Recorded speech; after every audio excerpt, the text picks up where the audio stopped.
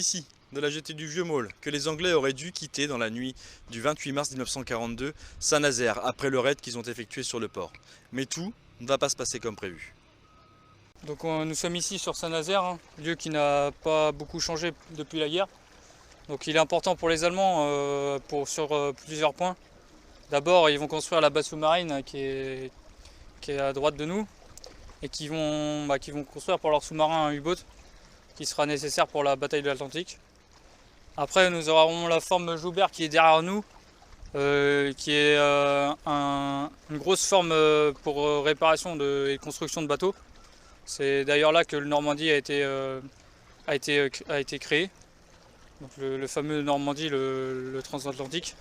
Donc c'est une cale très très grande qui va permettre aux gros navires de pouvoir y rentrer et se faire réparer par exemple. Donc les Allemands vont en voir la nécessité par rapport à leurs gros navires leurs gros navires tel le Tirpitz. Leur Bismarck sera coulé un an avant l'opération Chariot. Donc il y a le Tirpitz qui pourrait éventuellement se retrouver ici, s'il se retrouve dans l'Atlantique pour se faire réparer. Donc le but de l'opération Chariot, c'est de mettre hors d'état de nuire la forme Joubert qui est derrière nous, qui aurait pu accueillir par exemple le fameux Tirpitz, le cuirassé allemand. Donc les Anglais dont Churchill vont émettre la nécessité de soit détruire le bateau ou soit détruire les infrastructures sur la France qui pourraient accueillir le Tirpitz. Et le seul endroit qui permettait ça, c'était donc Saint-Nazaire. Donc ils vont établir un plan commando. Donc ils vont employer plusieurs spécialistes, dont des spécialistes dans la destruction de tout ce qui est infrastructure militaire et notamment civile pour les pompes d'assèchement. Donc ils vont former des commandos qui sont pris dans différentes unités et ils seront formés en tant que commandos. Donc un entraînement très dur, souvent en Écosse. Et après ils feront des entraînements en Angleterre sur des ports pour s'entraîner sur le fameux raid sur Saint-Nazaire. Donc pour le raid de l'opération Chariot, il y aura environ 600 personnels. Donc environ la moitié de commandos et la moitié de marins de la Royal Navy qui seront aussi très courageux sur l'opération car ils vont avoir beaucoup de pertes, notamment à cause des canons allemands. Il va se passer le 28 mars en début de matinée, on va dire, parce que l'opération commence vraiment vers 1 h du matin, quoi, en gros. Donc elle va débuter par un bombardement fait par environ 60 appareils de la Royal Air Force qui vont arriver sur Saint-Nazaire, mais ils vont se rendre compte qu'il y a une couverture neigeuse sur tout Saint-Nazaire. Donc là, les pilotes et les navigants vont voir que c'était impossible de bombarder avec efficacité le port de Saint-Nazaire. Donc c'était un bombardement de diversion. Donc les Allemands, eux, vont voir les bombardiers, bien entendu, ils vont les entendre. Et la flaque va se déchaîner sur eux. Mais ils vont pas lâcher beaucoup de bombes, ce qui va éveiller les soupçons des Allemands. Car d'habitude, les raids de bombardiers lâchaient quand même leurs bombes par vagues successives. Et là, les bombardiers vont tourner autour de Saint-Nazaire, donc assez longtemps. Et les Allemands vont comprendre que quelque chose se trame. Enfin, certains Allemands vont comprendre. Et ils auront raison. Quelques minutes après, il y aura le raid de l'opération Chariot par les commandos et la Royal Navy. L'équipe navale, elle parle d'Angleterre. Elle met quelques heures déjà à arriver sur les alentours de Brest, Saint-Nazaire. Et à Brest, déjà, ils vont rencontrer un sous-marin allemand qui va les repérer. Et le sous-marin allemand, il va être pris en chasse par les bateaux d'accompagnement qui seront avec. Et il va être obligé de s'enfoncer sous l'eau. Donc là, la flotte anglaise va continuer. Il va être pris en chasse quelques temps. Et après, quand la flotte va partir, le sous-marin va remonter pour émettre un message au quartier général de la Kriegsmarine. C'est là qu'ils vont savoir qu'il y a une flotte anglaise qui se dirige vers le sud. Mais ils n'ont pas plus d'éléments que ça. Donc, Les Anglais ont pris leurs précautions, le bateau a une allure de bateau allemand. oui, c'est ça, donc il va être camouflé pendant une semaine, il va être camouflé en navire allemand. Donc on va lui couper les deux cheminées arrière et on va faire croire que c'est un petit navire allemand un navire allemand quoi. Et ils vont rajouter aussi du blindage sur les côtés pour les commandos pour qu'ils puissent se mettre à l'abri quand il y aura des tirs. C'est ça, il va naviguer jusqu'au dernier moment sous pavillon allemand et après il va battre pavillon anglais à la fin du raid. Au début il est repéré par les batteries allemandes, enfin qu'ils le repèrent assez vite parce qu'une flotte ça se voit de loin et puis ils avaient des gros projecteurs donc ils pouvaient voir assez loin avec leurs projecteurs, les Allemands. Donc ils ont repéré la flotte, au début ils pensent que c'est vraiment des alliés. Donc la procédure allemande c'est qu'ils vont tirer les tirs de sommation devant les navires pour que la flotte s'arrête et qu'ils s'identifient avec les codes et tout ça. Et là, le navire anglais, le Hamilton, il va émettre des signaux lumineux pour dire que c'est des alliés. Donc les Allemands, ils vont être un peu trompés, ils vont se demander pourquoi ils font ça. Et là, ils vont continuer les Anglais. Et là, c'est là que les Allemands vont découvrir que là, c'est faux et qu'ils sont fait avoir. Donc là, c'est déchaînement des tirs des Allemands. L'opération, elle est lancée. Oui. L'objectif, c'est la porte qui est juste derrière nous. Oui, c'est ça, la forme Joubert là qu'on peut voir juste derrière nous. Donc c'est une porte assez épaisse. C'est pour ça qu'ils vont envoyer un gros navire dessus. Hein. Là, c'est vraiment une très grosse porte pour soutenir les tonnes d'eau qui sont derrière. Donc là, ils vont envoyer le HMS Hamilton vers 1h30 du matin. Il va foncer sur la cale. Donc les Allemands vont se demander qu'est-ce qu'ils font. Et là, ils vont voir le bateau qui va s'enfoncer dans la porte, quoi. Et du coup, là c'est là que va débuter l'opération terrestre, quoi, en gros. Mais la mission n'est pas d'envoyer le bateau dans la porte. Enfin, ça fait partie de la mission, mais le secret de la mission, c'est qu'il est truffé de TNT. Oui, c'est ça. En gros, il va être, en avant de la mission. Il va être truffé d'explosifs, donc 4 tonnes d'explosifs, donc très puissants, bien entendu, pour détruire la porte. Et là, c'est là que les Allemands vont pas réussir à découvrir la ruse des Anglais. Donc les Anglais vont le bétonner. En gros, la charge elle va être sous du béton et les démineurs allemands vont pas remarquer qu'il y a de l'explosif dans le bateau. Déjà le bateau qui va t'enfoncer, ils vont le saboter à l'arrière pour qu'il puisse pour pas qu'il soit enlevé par des chalutiers allemands par exemple ou des navires qui pourraient l'enlever après l'opération. Donc il va être coulé à l'arrière. C'est pour ça que sur des photos on le voit quand même assez pentu quoi. Et donc les commandos vont commencer à débarquer. Donc là ils vont se prendre des luges de feu des Allemands bien entendu parce qu'il y a quand même pas mal de positions de flak notamment. Les flaks 20 mm qui vont faire beaucoup de dégâts sur les commandos. Et après il y a tous les marins allemands qui sont sur le port qui vont être en alerte quoi. Donc c'est à ce moment-là que les explosifs vont être mis en place quoi. Donc ils vont activer les explosifs les Anglais et en même temps ils vont débarquer. Les commandos vont débarquer, du Hamilton et aussi des vedettes rapides qui vont arriver aussi, qui étaient avec le Hamilton. Ils vont débarquer sur les endroits qu'ils pouvaient, sur leurs objectifs qu'ils avaient. Le problème c'est qu'ils vont avoir beaucoup de pertes aussi, à cause de leurs vedettes qui sont essentiellement en bois et qui va faire que beaucoup vont s'enflammer à cause des canons allemands. Donc là les commandos ils vont débarquer en nombre, surtout du Hamilton, et ils vont détruire tout ce qui est installation portuaire sur la forme Joubert. Donc ils vont détruire les cales d'assèchement de la forme Joubert, ce qui permettait d'enlever l'eau tout simplement d'enlever l'eau de la forme. Et ils vont essayer de détruire l'autre partie, la partie arrière de la forme Joubert, donc la grosse porte aussi. Il y avait 2 portes bien entendu. Ils vont détruire la deuxième porte avec des explosifs. Et là ils vont se retrouver sous le feu ennemi, des contre-attaques allemandes. Un peu désorganisés au début parce que les Allemands ne comprennent pas ce qui leur arrive. Et les Anglais sont très bien entraînés. Avec leurs entraînements commando sur l'Écosse, ils sont très bien entraînés. Pour les Allemands, c'est un peu la surprise. On s'attend à une attaque de la base sous-marine, pas forcément de cette cale sèche. Oui, les Allemands ils sont un peu surpris, surtout les marins qui n'ont jamais vu les combats à terre, quoi. Donc là ils se retrouvent en combattant d'infanterie, quoi, donc c'est un peu dur pour eux. Certains ont reçu des formations en Belgique sur des combats de rue, mais la plupart sont des simples matelots qui sont à Saint-Nazaire, mais qui n'ont pas de formation au tir et à l'infanterie, quoi. Donc ils vont se retrouver contre les commandants anglais très bien entraînés et très bien équipés.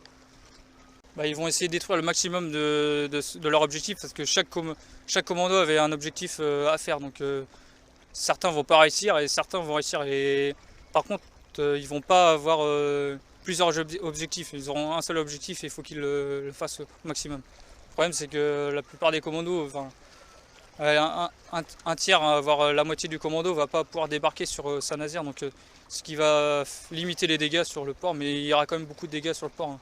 Et les Allemands vont aussi couler ils vont couler un de leurs navires parce qu'ils pensaient qu'il allait se faire prendre. Donc ils l'ont sabordé, ils ont sabordé un navire. C'est là que après il y a aussi deux navires allemands qui vont se mettre devant les alvéoles de la base sous-marine pour protéger la base au cas où s'il y avait des torpilles qui arrivaient. Donc ils seront félicités les marins allemands pour ça. Et du coup, après, les Allemands vont arriver en nombre sur le port. Donc les Anglais vont se démerder, mais ils sont très bien entraînés. Donc ils font beaucoup de dégâts aussi sur les Allemands. Donc, Une fois que la forme, la cale sèche, est endommagée, on attend l'explosion du bateau d'un moment à l'autre. Les pompes d'assèchement sont détruites, la deuxième porte aussi. Quelle est la suite de la là, ça va être beaucoup de combats de rue. Donc les commandants anglais vont faire le maximum pour se rassembler déjà, se rassembler entre commandos et voir ce qu'ils pourraient faire après. Donc au début, ils devaient partir par la fameuse jetée du vieux port, mais ils vont pas réussir à avoir les navires qu'ils escomptaient, quoi. Donc les fameuses vedettes qui seront enflammées par les canons allemands. Beaucoup vont couler au large de la Loire et beaucoup vont mourir noyés dans la Loire. Donc, voilà. Donc ce sont des combats de rue qui s'engagent. Oui. Ça dure combien de temps? Ça dure plusieurs heures parce qu'il y a quand même pas mal de cafou. Enfin, les Allemands sont quand même confus, ils savent pas trop où sont les commandos, ils sont partout, les commandos sont partout, ils se déplacent vite. Et en plus, ils sont très bien équipés et ils ont beaucoup de munitions avec eux. Donc les commandos, avant le raid, ils vont avoir beaucoup de munitions avec eux. Donc, et ils auront l'avantage aussi d'avoir des brodequins à semelle caoutchouc. Donc ils seront très risqués dans les rues, donc ils pourront. Alors que les Allemands, eux, ils ont forcément, ils ont des brodequins cloutés, donc ils font beaucoup plus de bruit. Donc les Anglais les reconnaissent grâce à ça aussi. Et, après, il y a aussi tout ce qui est civil. Eux, ils seront avec le bombardement, ils seront déjà dans les caches pour la défense passive, quoi, en gros. Donc ils verront pas trop les combats à part ceux de la défense passive, qui verront qu'il y a des commandos qui débarquent.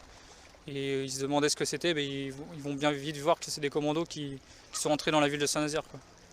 Donc ici on est sur la jetée du Vieux-Maule. Donc on peut voir derrière le phare et la jetée. Donc en 1942 il y a 2 blocos allemands qui sont installés dessus, dont un avec un canon de 20 mm dessus. Donc les commandos anglais avec les vedettes vont essayer de débarquer sur la jetée. Donc ils vont avoir beaucoup de difficultés à débarquer sur la jetée. Donc ils vont avoir des Allemands qui vont être acharnés sur la jetée, qui vont lancer des grenades sur les vedettes et qui vont vite s'enflammer à cause de leur construction en bois. Les vedettes sont en bois, déjà elles sont pas conçues pour des opérations comme ça, des opérations spéciales on va dire. Elles sont faites pour du maintien de côte, quoi. C'est des petits navires qui sont peu armés. En plus pour l'opération ils vont être équipés de réservoirs supplémentaires. Et leur armement va être un peu changé, donc ils vont avoir des canons de 20 mm dessus. Mais ça sera insuffisant pour détruire les grosses positions fortifiées de type allemand, quoi. Ces vedettes ne sont pas faites pour aller sur des longues traversées, donc ils vont être équipés de réservoirs supplémentaires. Et en plus, ils sont faits pour de la vitesse. Donc quand elles sont un peu lentes, là elles sont vraiment exposées au tir allemand. Donc, sur les 15 vedettes présentes dans l'estuaire de la Loire, combien vont réussir? J'ai plus le chiffre exact en tête, mais il y en a quelques-unes qui vont qui vont être, enfin beaucoup qui vont être détruites, notamment juste ici. Il y en a, ils vont s'enflammer et vont couler avec les commandos dedans. Donc les commandos ne pourront pas débarquer. Donc c'est ça qui va faire que cette partie-là du vieux Maroc va pas être beaucoup détruite. Donc les Allemands vont résister et ils vont pas pouvoir débarquer, à part quelques commandos qui débarqueront. Pour le reste du commando, l'objectif c'est de quitter le port. Oui, c'est ça. Comment se passe cette exfiltration? Bah, ils vont se rassembler sur un point avec leur chef et ils vont essayer de... Bah, leur chef leur dit bien que, de toute façon, il le voit bien. Il voit bien que les vedettes commencent à flamber sur la Loire. Il voit bien qu'il n'y a plus de bateaux pour les ramener. Donc leur chef leur dit qu'il faut se tirer de là, il faut se tirer de Saint-Nazaire et à essayer d'aller dans la campagne pour se camoufler. Donc là, ça va être très très dur pour eux parce que les patrouilles allemandes sont nombreuses et en plus ils ont eu des renforts. Donc notamment de la Wehrmacht qui va arriver. Donc là, c'est qu'il n'y avait que des marins à peu près. Et là, ça va être de la Wehrmacht qui est habituée au combat de rue. Donc voilà, ils vont avoir plus de mal à réussir à leur objectif. Donc ils vont se cacher et ils vont résister tant bien que mal aux assauts allemands. Ouais, c'est une chasse à l'homme et c'est beaucoup de tirs et beaucoup d'explosions. Et les commandos n'hésitent pas à envoyer des grenades à tout va et les Allemands, ça va être pareil. Ils vont envoyer des grenades, ils vont essayer d'avoir le maximum d'armes automatiques pour tirer sur les uns les autres, quoi. Est-ce que la population nazérienne vient en aide aux commandos? Non, pas vraiment, parce qu'au début elle est dans les abris de défense passive, donc ils vont pas, enfin où ils sont cachés, donc ils vont pas côtoyer directement les commandos. C'est plus le lendemain quand ils vont être déconfinés, on va dire, qui vont là pouvoir côtoyer certains Anglais. Et certains vont les cacher, mais ça va pas durer longtemps.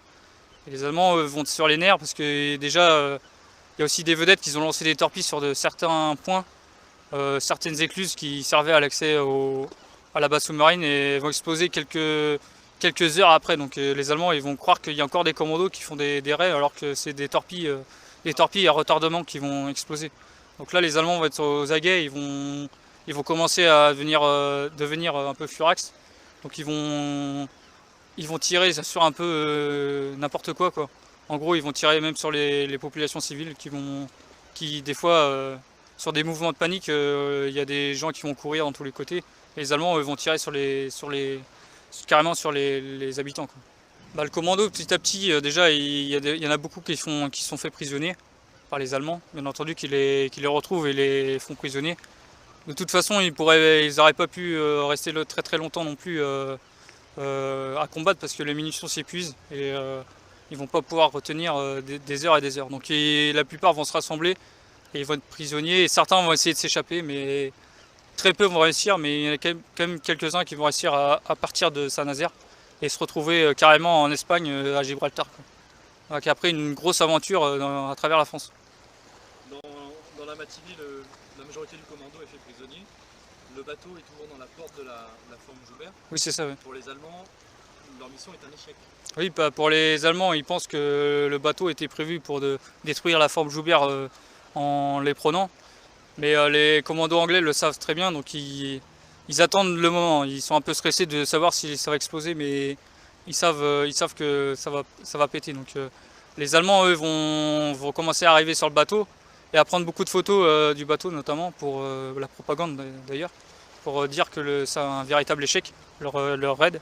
Mais à 11h30, en gros, le bateau va exploser. Donc là, il y aura une centaine d'Allemands qui sont sur le bateau, notamment des marins et qui vont tous périr, hein, parce que la charge est tellement phénoménale qu'il n'y a pas de survivants. Donc là, ça va être la galère pour les Allemands. Ils vont comprendre que ils pensent que là, ils vont croire que c'est encore un coup des commandos, mais c'est le retardement des bombes qui va exploser. Pour les pertes anglaises, on est environ 169 morts, plus les aviateurs qui ont payé le prix fort aussi. Il y a quelques avions qui ont été abattus par la flak en avant du Ray. Et là, ça va être environ 200 morts, plus ceux qui vont mourir de leurs blessures après, parce qu'il y a beaucoup de blessés graves et blessés légers aussi. Pour les Allemands, il y a une réaction. On va renforcer le port de Saint-Nazaire après cette opération? Ah oui, il va être renforcé assez largement. Et il y aura des enquêtes de menées par les états-majors pour savoir. Hitler voulait savoir pourquoi un commando a réussi à atteindre un gros port allemand, quoi, parce que c'était un gros port allemand avec la base sous-marine. Donc il y aura des enquêtes de menées. Ça mènera à des conflits entre la Kriegsmarine et la Wehrmacht qui vont se refiler la balle, quoi, pour dire qui a loupé l'affaire. L'état-major allemand avait dit que c'était un raid qui était audacieux, mais il savait très bien que la forme Joubert n'aurait peut-être pas joué son rôle pour le Tirpitz, parce que le Tirpitz va rester en Norvège jusqu'à la fin de la guerre et ne sera pas employé en Atlantique comme le Bismarck maintenant, par exemple. Et il va rester et il sera détruit en 1944 par des avions anglais. Donc la forme Joubert, c'est une perte, mais sans être une perte en gros pour les Allemands. Côté allemand, oui. Il y a des combats, que ce soit sur le port, dans les rues. Les Allemands connaissent des pertes également. Ah oui, ils ont environ, sur les chiffres officiels, 96 morts, plus les blessés. Et le problème, c'est que il y aura une centaine de morts en plus à cause du bateau qui va exploser le lendemain. Suite à ça, il y a des représailles allemandes? Ah oui, donc les Allemands vont commencer à être aux aguets, donc ils vont réunir tout le petit Maroc, ils vont réunir tous les civils, et après ils les enverront sur un camp de prisonniers à Savenay. Mais ils vont vite voir que c'était pas des résistants, quoi. Ils vont les renvoyer ici. Donc après, par contre, il y aura des tirs sur les civils dans la ville. Et là, c'est là que là les habitants vont se cacher et auront peur des Allemands, quoi. En conclusion, c'est un raid qui a été un très gros succès quand même. Les Anglais vont apprendre beaucoup de ce raid, donc pour les prochains, donc notamment le débarquement de Normandie. Mais ils vont s'améliorer sur certains points et puis ils vont garder des choses qu'ils connaissent bien et qu'ils vont améliorer, quoi.